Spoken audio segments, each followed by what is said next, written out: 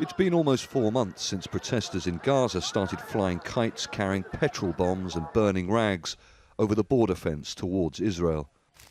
The Israeli government says they've set fire to many hectares of land, destroying millions of dollars worth of crops.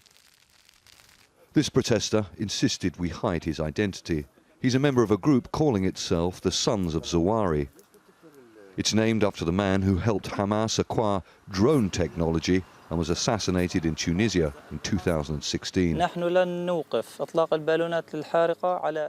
We will not stop launching the balloons and kites until Israel lifts the siege. The ball is in Israel's court. We don't decide whether there is a war or not. We are not afraid. We have suffered in a war against us every day since Israel started the blockade 12 years ago. Israel responded to the kite and balloon flying protests over the weekend by targeting dozens of Hamas positions. The attacks were seen as the worst escalation of violence between Hamas and Israel since their war 4 years ago.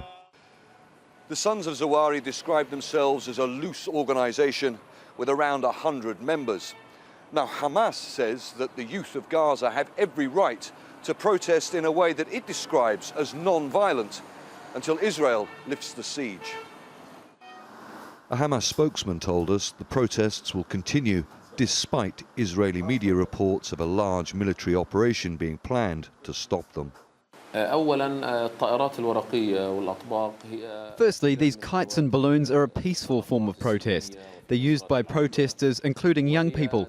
They have the right to use all kinds of peaceful resistance along the border to demand the lifting of Israel's siege.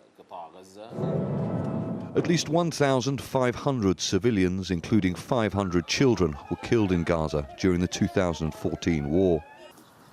But protesters like this man, whose action is supported by Hamas and other armed factions in Gaza, say they won't stop despite Israel's military threats.